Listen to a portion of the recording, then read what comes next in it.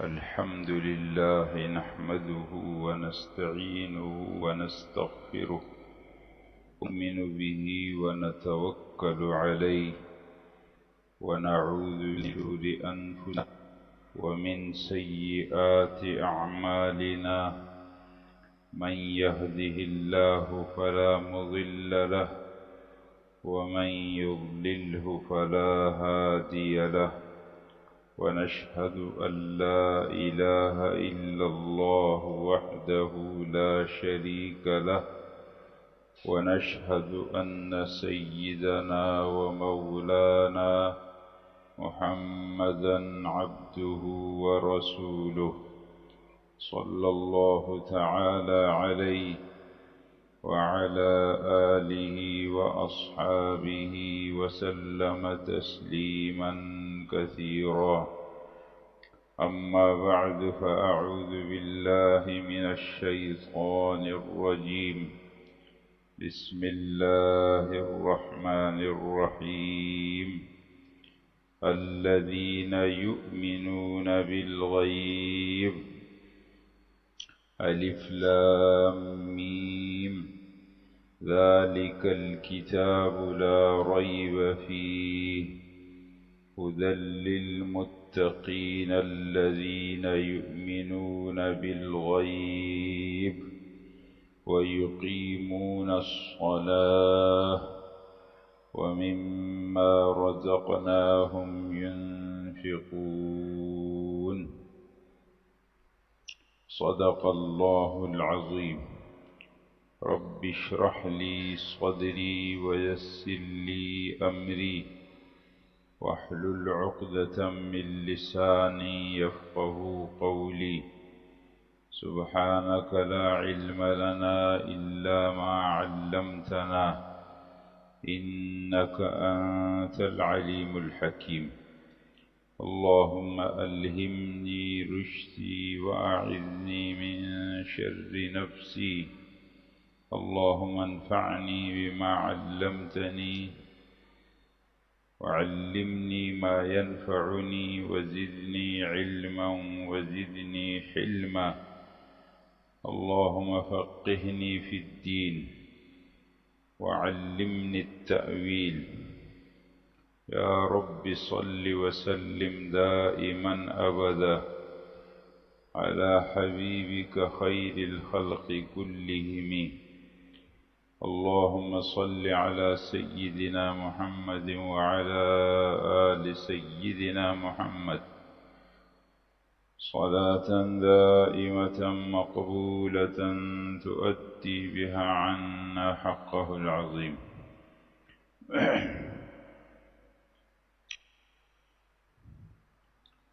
حضرات، دو باتیں آپ کے سامنے بیان کرتا ہوں. اللہ جل جلالہ میرے لیے آسان فرمائے کہ میں وہ بیان کر دوں. ایک تو پچھلے جمعے میں نے ایک بات شروع کی تھی. وہ بات تھی ایمان بالغیب کی. آپ کو یہ بات معلوم ہے کہ یہ دنیا جس میں ہم رہتے ہیں یہ تو اسباب کی دنیا. اس میں ہر کام کسی سبب کے ساتھ جڑا ہو.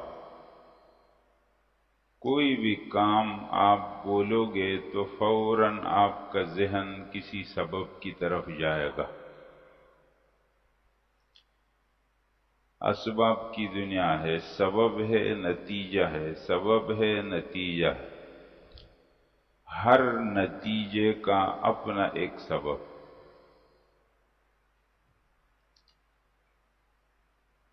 تو اسباب کی دنیا، ساری دنیا اسباب استعمال کرتی. اگر کسی آدمی کو بھوک لگے تو سبب ہے کھانا کھاؤ. اگر کسی آدمی کو پیاس لگے تو سبب ہے پانی پیو. اگر کسی آدمی کو تھکاوٹ ہو جائے تو سبب ہے آرام، نیند کرو۔ اگر کوئی آدمی ہو جائے بیمار تو سبب اس کی کوئی خاص دوا ہے، وہ دوا کھا لو۔ اگر آپ کو ایک جگہ سے دوسری جگہ جانا ہے تو سبب ہے سواری، سواری استعمال کرو۔ اگر بارش اور آپ اس بارش سے بچنا چاہتے ہیں تو کوئی چھت سبب ہے، اس کے نیچے آ جاؤ۔ اگر آپ کو گرمی لگی ہے تو سبب ہے پنکھا یا اس قسم کی کوئی چیز، وہ استعمال کرو۔ اگر آپ کو سردی لگی تو آپ کوئی گرم کپڑے پہن لو، سبب۔ یہ ساری دنیا سبب اور اس کا نتیجہ، یہ قصہ چل رہا جس میں کوئی اختلاف نہیں، لیکن دو جگہوں میں اختلاف ہے۔ ایک اختلاف یہ ہے کہ کیا ان اسباب میں جو اثر ہے، کھانا آپ نے کھایا اور آپ کی بھوک ختم ہو گئی، پانی آپ نے پیا اور آپ کی پیاس ختم ہو گئی، سواری آپ نے استعمال کی اور آپ ایک جگہ سے دوسری جگہ چلے گئے، دوا آپ نے استعمال کی اور آپ کی بیماری ٹھیک ہو گئی، تھکے آپ اور نیند آپ نے کی تو تھکا ختم ہو۔ یہ نتیجہ جو نکلا ہے، کیا یہ نتیجہ خود ادھر پڑا ہوا ہے یا یہ نتیجہ کہیں اور سے آ رہا؟ بس یہ مسئلہ ہے اختلافی۔ پنکھا نے حرکت کی اور اس نے آپ کو ہوا دے دی اور گرمی کا علاج ہو گیا، لیکن سوال یہ ہے کہ پنکھے میں خود حرکت آئی یا پیچھے کہیں سے کرنٹ آ رہا؟ تو سب مانتے ہیں کہ کرنٹ نہیں آئے گا تو پنکھا تو حرکت نہیں کرے۔ تو یہ سوال اب صرف پنکھے میں نہیں، یہ سوال ہر چیز کے بارے میں ہے کہ وہ جو خاص نتیجہ ہے، کیا یہ کرنٹ خود اندر موجود ہے یا کہیں اور سے آ رہا؟ کھانے کے اندر جو بھوک مٹانے کی صفت ہے، یہ خود اس میں موجود ہے یا پیچھے سے کہیں سے کرنٹ آ رہا؟ پانی کے اندر پیاس بجھانے کی جو صفت ہے، یہ خود پانی میں ہے یا کہیں پیچھے سے آ رہا؟ آپ اس سوال کو لے کر دنیا کے ہر سبب کے بارے میں یہ سوال کر سکتے کہ جو اثر ہے ہر سبب کے اندر، وہ اثر ہم دیکھتے ہیں، کیا یہ اثر ذاتی ہے، ادھر موجود ہے، یا کسی اور کی طرف سے اس کو دیا گیا ہے؟ حضرات یہ مسئلہ اختلافی ہوگی۔ دنیا کا ایک بڑا طبقہ یہ کہتا ہے کہ سبب میں اثر خود ادھر پڑا، کئی بار سے نہیں آتا۔ ایسے لوگوں کو مادہ پرست لوگ کہا جاتا، ایسے لوگوں کو کافر لوگ کہا جاتا۔ اور دنیا کے اندر ایک طبقہ لوگوں کا وہ ہے جو کہتا ہے کہ ان اسباب میں جو اثر ہے وہ خود ادھر نہیں ہے، وہ پیچھے سے آ رہا ہے، اور وہ جو اس کو دینے والا ہے اس کو کہتے ہیں مسبب الاسباب۔ اس کو کہتے ہیں کیا حضرات؟ مسبب الاسباب۔ اب دونوں نے سبب استعمال کیے، مسلمان نے بھی کافر نے بھی، لیکن کافر کا یقین اسی سبب پر اور مسلمان کا یقین اس مسبب الاسباب۔ استعمال میں فرق نہیں، استعمال دونوں، یقین میں فرق۔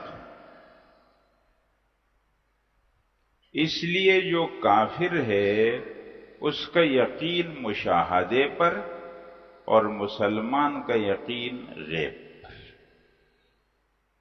سمجھ میں آ رہا ہے حضرات؟ ایمان بالغیب اور ایمان بالمشاہدہ، یہ فرق ہے۔ سبب دونوں نے استعمال کی، لیکن یقین کس کے اوپر ہے؟ مسلمان کا یقین اسباب پر نہیں، اسباب کے رب اور مسبب پر ہے، اور کافر کا یقین انہی اسباب۔ حضرات اس کا کیا نتیجہ نکلا؟ اس کا نتیجہ یہ نکلا کہ یہ کافر نے جب ان اسباب کو سب کچھ سمجھا تو کافر نے اسی کو خدا، کافر نے، اور بعض دفعہ جب ان اسباب کو کافر نے اپنے ہاتھ میں لے لیا تو خود کو خدا کا۔ اس میں چل رہے ہیں، یہ ایسے ہی لوگ ہیں جنہوں نے ان اسباب کو اپنے ہاتھ میں لیا ہے اور وہ دنیا کے اندر خود کو، باقی انسانوں کو اپنی غلامی، اپنی بندگی پر لگانا چاہتے ہیں، اور جو اس سلسلے میں رکاوٹ بنتا ہے ان کو وہ ایسے لوگوں کے نزدیک مجرم ہو۔ دنیا کے کی تہ میں آپ کو یہ والی سوچ نظر آئے گی۔ حضرات اسباب کی ہے، اسباب کو سب لوگ استعمال کرتے ہیں، سوال ہے کہ اسباب کہاں سے آ رہا ہے؟ وہ سب کی طرف سے آ رہا ہے۔ تو اللہ مسلمان بنا غیب پر، کافر کا ایمان بنا مشاہدے پر۔ حضرات دوسرا سوال یہ کہ جب یہ کہا جاتا ہے کہ باقی دنیا ہے اور ہر کام کے لیے ایک سبب ہے، سوال یہ ہے کہ اسباب صرف سامان کا نام ہے؟ پنکھا، بجلی، چھت، کھانا، پانی، دوائی، صرف اسی کو اسباب کہا جاتا ہے، یا ان عمل ان زیادہ طاقتور سبب؟ یہ اسباب اس عمل کے بھی پیچھے، یہ بھی ایک بات ہے۔ دوسری، اللہ جلالہ نے اسباب کی دنیا میں جو اسباب بنائے ہیں ان میں ایک انسان نے اپنے لیے عزت کا پورا ایک نقشہ بنا دیا، لیکن اس کا عمل ذلت والا تھا۔ اسباب اس نے جمع کیے کس کے؟ عزت کے، لیکن عمل اس کا تھا ذلت والا، نتیجہ عزت کا نہیں نکلا، نتیجہ ذلت کا نکلا۔ کسی آدمی کے پاس عزت کا ظاہری سامان نہیں، لیکن اس آدمی کا عمل ٹھیک ہے، اللہ جل جلالہ نے اس کو عزت دی تھی۔ قرآن کریم کو آپ دیکھو، پڑھو، تؤتی الملک من تشاء وتنزع الملک ممن تشاء وتعز من تشاء وتذل من تشاء۔ آپ جس کو چاہتے ہیں حکومت دے دیتے ہیں، جس سے چاہتے ہیں چھین لیتے ہیں، جس کو چاہتے ہیں عزت دے دیتے ہیں، جس کو چاہتے ہیں ذلیل کر دیتے ہیں۔ بعض لوگوں کو حکومت دے کے ذلیل کر لیتے ہیں، اور بعض لوگوں سے حکومت چھین کر عزت دے دیتے ہیں۔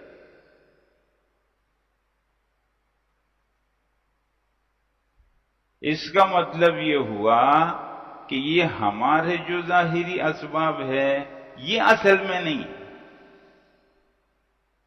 اصل ہے مسبب الاسباب اللہ جل جلالہ۔ حضرات اس بات کو میں تفصیل سے آپ کے سامنے انشاءاللہ بیان کروں۔ آپ کو ایک بات معلوم ہے کہ رسول اللہ صلی اللہ علیہ وسلم نے اپنی امت کو یہ ہدایت کی ہے کہ جمعے کے دن سورۃ الکہف پڑھا کر۔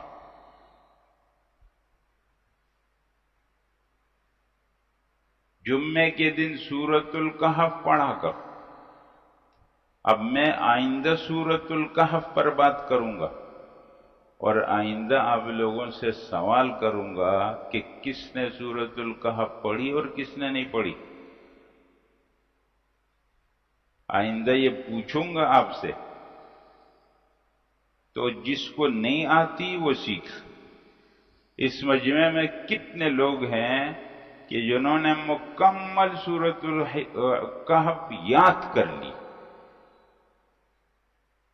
مکمل سورۃ الکہف نہ ہو سکے تو شروع کی 10 آیتیں یا آخر کی 10 آیتیں، اور آخری درجہ یہ ہے کہ 3 آیتیں۔ 3 آیتیں تو ہر ایک کو یاد ہونی چاہیے۔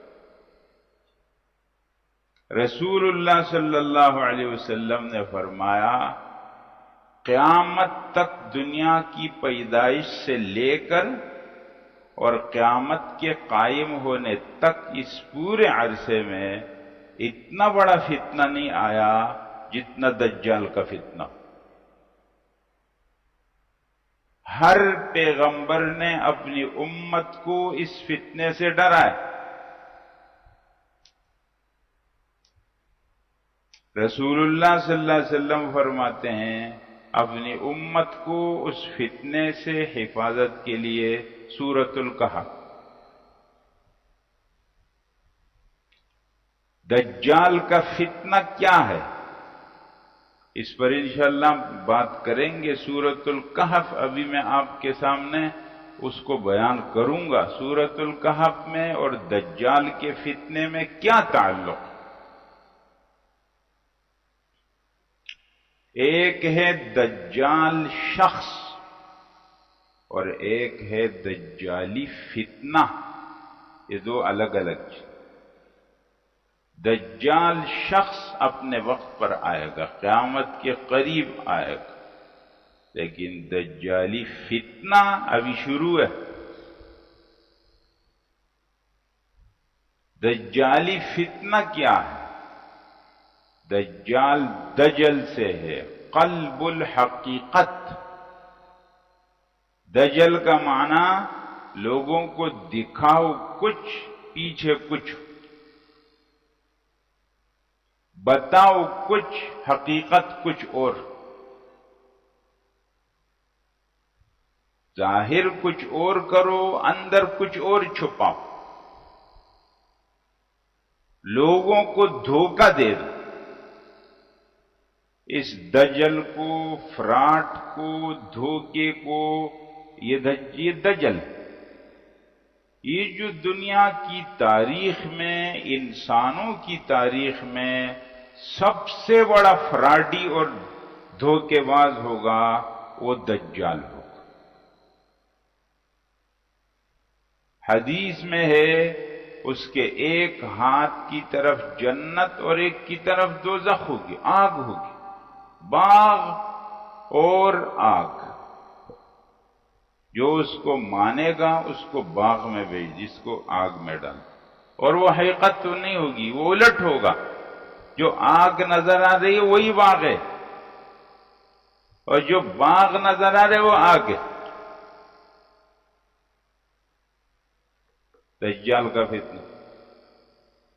اس لیے فرمایا جمعے کو سورۃ الکہف، ویسے روزانہ پڑھو، کم از کم 3 آیتیں ہر مسلمان کو یاد ہونی چاہیے۔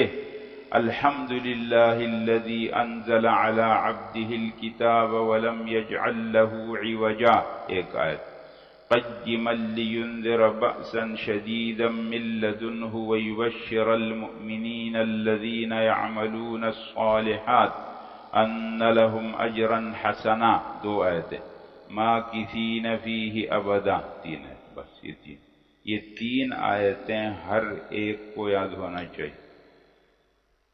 اگر دجال کے فتنے سے بچنا چاہتے ہو تو ان 3 آیتوں کو یاد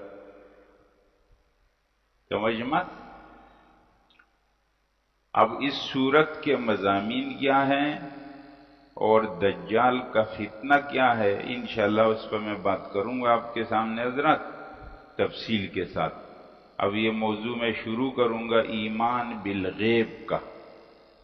سورۃ الکہف کی روشنی میں آپ لوگ اس کو بہت غور سے سمجھیں گے، سنیں گے. یہ میں آپ کی زندگی کی باتیں آپ کو بتا رہا ہوں، ورنہ تو زندگی ایسی گڑبڑ ہو جائے گی جیسے ہو رہی.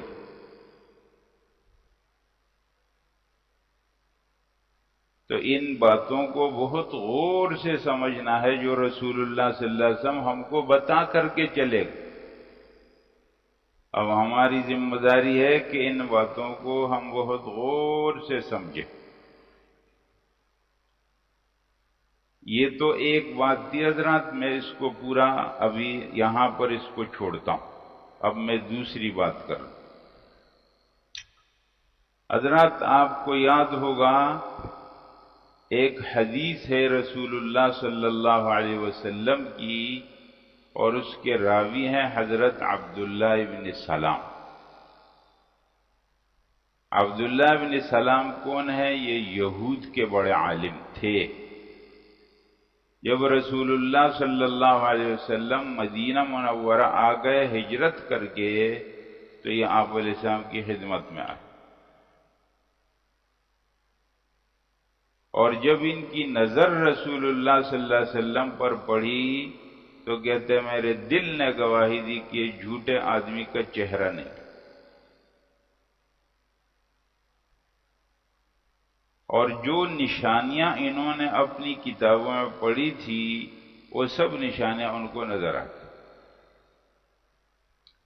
کہتے ہیں میں جب رسول اللہ صلی اللہ علیہ وسلم کی مجلس میں آیا پہلی مرتبہ تو میں نے آپ علیہ السلام کی زبان مبارک سے یہ کلمہ آپ یہ فرما رہے تھے اپنے صحابہ کو میں نے سنے. یا ایھا الناس، اے لوگو، افشوا السلام، سلام عام کرو. وَأَطْعِمُوا الطَّعَامَ، لوگوں کو کھانا کھلاؤ. وَصِلُوا الْأَرْحَامَ، رشتوں کو جوڑو. وَصَلُّوا بِاللَّيْلِ وَالنَّاسُ نِيَامٌ، رات کو نماز پڑھو جب لوگ سو رہے ہیں. کتنے کام حضرت؟ کتنے؟ 4. سلام کو عام کرو 1، لوگوں کو کھانا کھلاؤ 2، رشتوں کو جوڑو 3، رات کی نماز پڑھو 4. یہ 4 کام کرو اور جنت میں سلامتی کے ساتھ داخل ہو جاؤ. علماء نے اس حدیث کی روشنی میں یہ کہا ہے کہ جو آدمی یہ 4 کام کرے گا، رسول اللہ صلی اللہ علیہ وسلم اس حدیث میں خوشخبری دے رہے ہیں کہ اس آدمی کا خاتمہ ایمان پر ہو. کیوں؟ اس لیے کہ جنت میں داخلہ بغیر ایمان کے نہیں ہو سکتا. اور آپ علیہ السلام فرما رہے ہیں یہ 4 کام کرو جنت میں داخل ہو جاؤ سلامتی کے ساتھ.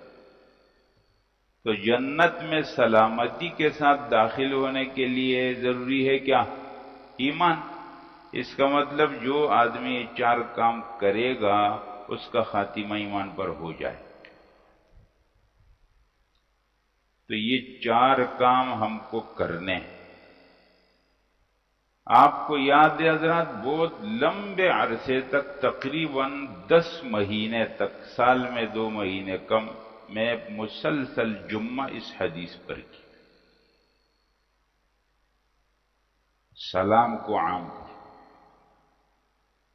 سلام محبت اور دعا کی چیز ہے، صرف تعارف کی چیز نہیں ہے کہ آپ سلام اس کو کرو جس کو جانتے ہو، جس کو نہیں جانتے اس کو سلام نہیں کرتے، نہ، سلام محبت دعا، سلام عام کر، جہاں سے گزرو سلام کرو۔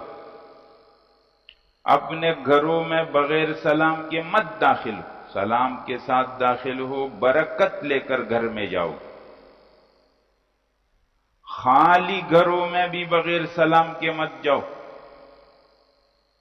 خالی گھر کوئی نہیں ہے آپ کو جواب دینے والا، جب اس میں داخل ہو تو کہو السلام علینا وعلی عباد اللہ الصالحین۔ صحابہ کرام سلام کتنا، اگر درمیان میں کوئی رکاوٹ آئی، ادھر گیا ادھر گیا، پھر ملے سلام علیکم۔ کسی جگہ میں بار بار آپ آ رہے ہیں جا رہے ہیں، بار بار آ رہے ہیں جا رہے ہیں، سلام کرو۔ اور لوگ کہتے ہیں اچھا تو ہم تو 10 مرتبہ آئیں گے جا، تو 10 مرتبہ کرو، تمہارا کیا نقصان ہے؟ دعا ہے نا، سلامتی کی دعا ہے۔ جب مجلس کے اندر آؤ، پھر نکلو پھر آؤ، السلام علیکم۔ اپنے بچوں کی تربیت اس پر کرو، سلام کو عام کرو، السلام علیکم۔ صرف ہاتھ کا اشارہ کر رہے ہیں، زبان سے کچھ نہیں کہہ رہے ہیں، یہ سلام نہیں ہے۔ سلام زبان سے، السلام علیکم۔ صرف ہاتھ ملا رہے ہیں، زبان سے کچھ نہیں کہہ رہے، یہ سلام نہیں ہے۔ سلام زبان سے، السلام علیکم کہنا۔ آپ کوئی آدمی گونگا ہے، اس کی زبان سے الفاظ نکلتے نہیں، وہ ہاتھ ملا لے، وہ الگ چیز، لیکن جس کی زبان ہے وہ زبان سے بولے گا السلام علیکم، سلام عام۔ دوسری بات ہے کھانا کھلاؤ، اطعام الطعام من الایمان، من الاسلام، اسلام سے کھانا کھلاؤ۔ اللہ جل جلالہ آپ کو برکت دے دیں گے، خرچ کرنے کی عادت ڈال۔ صحابہ کرام کو آپ دیکھو، قرآن میں ہے والذین لا یجدون الا جہدہم، یعنی وہ لوگ جن کے پاس خرچ کرنے کے لیے اپنی مزدوری اور دیہاڑی کے سوا کچھ نہیں، وہ بھی خرچ کرتے۔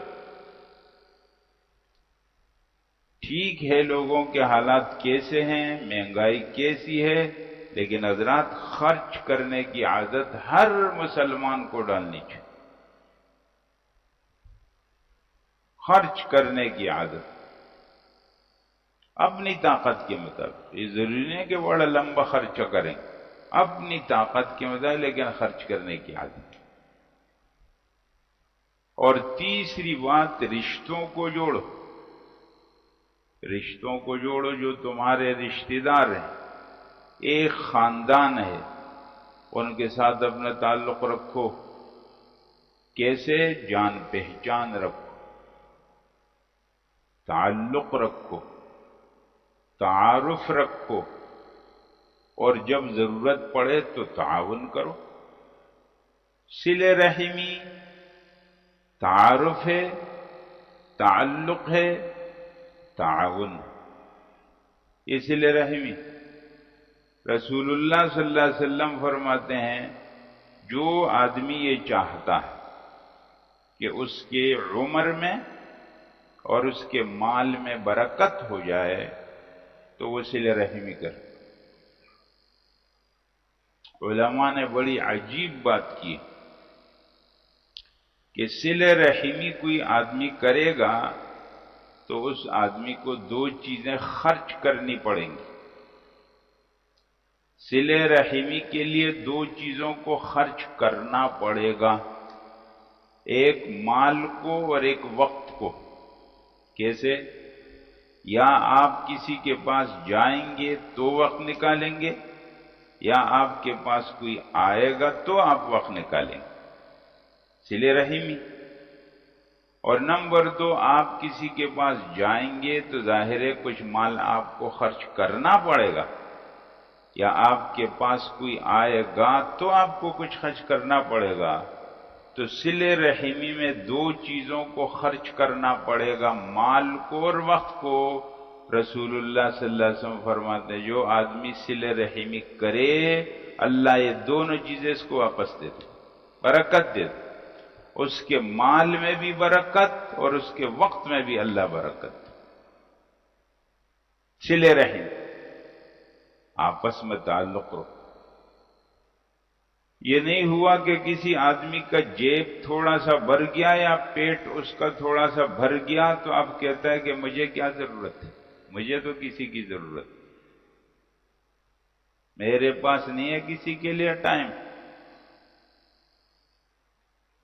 جو لوگ اس قسم کی بات کرتے ہیں وہ کچھ عرصے کے بعد اپنی زندگی میں بالکل تنہا رہ جاتے ہیں۔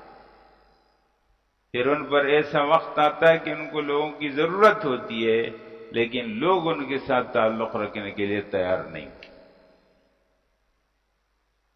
کبھی دھوکے میں نہیں پڑنا چاہیے، تعلق رکھو اپنا۔ اور آخری بات یہ ہے، رات کی نماز پڑھو۔ حضرات تہجد کی نماز، تہجد کی نماز تو اعلیٰ درجہ، فجر کی نماز پر تو آ جاؤ سب۔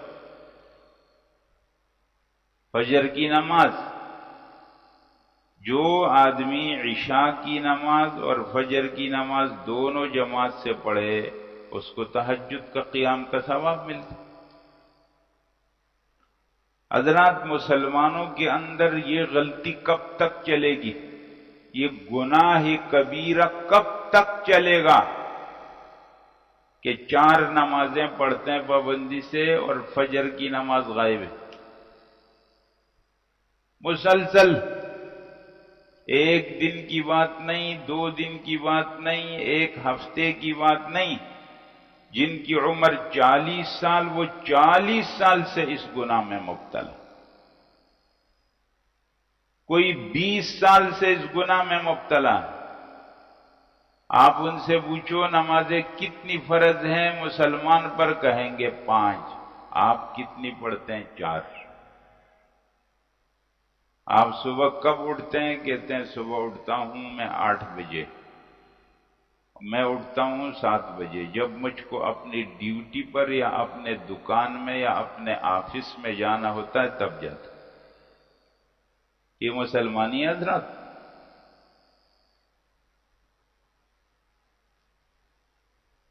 تو لہذا یہ 4 کام ہم کو کرنے ہیں۔ سلام کو عام کرو، جہاں سے گزرو، یہ مت دیکھو کس نے آپ کو سلام کا جواب دیا نہیں دیا، وہ اس کا کام ہے۔ سلام عام کرو۔ کھانا کھلاؤ لو، اگر آپ کے پاس مہمان آتا ہے خند پیشانی سے کھلا۔ اور جب کھانا بناتے ہو اپنا، اس نیت سے 1 روٹی زیادہ بنا لو کہ کوئی غریب ہے اس کو دے۔ آپ کا گھر راستے میں ہے، لوگوں کی عام گزر گاہ ہے، وہاں سے اپنے گھر کے باہر کولر یا گھر کے باہر ایک بڑا مٹکا رکھو، اس میں پانی رکھو۔ یہ سبیل صرف محرم اور ربیع الاول میں لگتی ہے، یہ کس نے بتایا؟ یہ طریقے مسلمانوں میں کدھر سے آئے کہ خاص موسم کے اندر کرو، ہر وقت کرو؟ اور فجر کی نماز، حضرات جو فجر کی نماز نہیں پڑھتا وہ اس کبیرہ گناہ سے باز آ جائے قبل اس کے کہ اللہ کی گرفت میں آ جائے، اللہ وجہ اس میں آنا۔ حضرات اس حوالے سے میں آپ کے سامنے ایک اعلان کرتا ہوں، یہی 4 باتیں ہیں، سلام عام کرو، لوگوں کو کھانا کھلاؤ، اور رشتوں کو جوڑو، اور رات کی نماز پڑھو، پہلی فرصت میں فجر کی نماز پڑھو۔ اس مقصد کے لیے پہلے بھی ایک دفعہ ہوا تھا، اب دوبارہ۔ آج جمعے کا دن ہے نا حضرات، اگلا جمعہ فجر کی نماز کے بعد یہاں کے جو ساتھی احباب ہیں انہوں نے اس محلے والوں کے لیے ناشتے کی دعوت کی۔ پہلے بھی ہوا تھا الحمدللہ، اور اب ہوگا دوبارہ۔ آپ سب حضرات کو میں اس ناشتے کے اندر فجر کی نماز کے بعد دعوت دیتا ہوں، آپ لوگ اس ناشتے میں شریک ہو جائیں۔ اس ناشتہ کا طریقہ کیا ہوگا جو میری پسند ہے، اس پہ عمل کسی مجبوری کی وجہ سے نہیں ہو سکا، ورنہ میں یہ چاہ رہا تھا کہ میں محلے کے سب لوگوں کو کہتا کہ اپنے گھر میں جو تیار کرو اس کا ایک حصہ لاؤ، چھوٹا سا بس یہاں، ہم کسی کو کسی کی ضرورت نہیں۔ یہ بات سب کے ذہنوں میں یاد رہے کہ اللہ جل جلالہ نے ہر ایک کو غنی بنا دیا، لیکن ہر ایک کو خود ضرورت ہے کہ وہ خرچ کرے۔ اس لیے میں چاہتا ہوں کہ اس امت کا ہر فرد دوبارہ کیسے خرچ کرنے والا بنے۔ تو مجھے تو یہ پسند تھا کہ ہر گھر کے اندر جو بنتا ہے، جو آدھی روٹی لاتا ہے آدھی لائے، ایک کپ چائے لے آئے۔ ہم کو یہ نہیں دکھانا ہے کون کتنا مالدار کون کتنا غریب ہے، ہم کو اس سے بحث یہ نہیں ہے، صرف یہ ہے کہ اس امت کے لوگ خرچ پر کیسے آئیں گے۔ لیکن حضرات اس میں ایک پریشانی مشکل یہ ہے کہ گیس کے مسائل، گیس ہوتی نہیں۔ تو پھر ساتھیوں نے یہ کہا کہ ہم اس کا انتظام خود کریں گے، اور وہ انتظام یہ ہے کہ وہ آپس کے اندر پیسے جمع کریں گے، اور جس کی جو طاقت ہوگی وہ اس میں، جو نہیں وہ نہیں، کسی سے کوئی مطالبہ نہیں۔ ہاں یہ مطالبہ ہے کہ فجر کی نماز میں جمعے کے دن آپ کو آنا، صحیح، اس ناشتے میں شریک ہونا ہے اور فجر کی نماز میں شریک۔ اور جو لوگ کہتے ہیں کہ اس میں ہم اپنا حصہ ڈالیں گے تو اس کی ترتیب یہ ہے، یہ حاجی صابر صاحب بیٹھے ہوئے ادھر، تو حاجی صابر صاحب اس پورے ترتیب کے ذمہ دار ہیں۔ جو حضرات اس میں اپنا حصہ ڈالنا چاہتے ہیں وہ ان کے ساتھ مل لیں اس ترتیب میں، بالکل خاموشی کے ساتھ۔ اگلے جمعے کو انشاءاللہ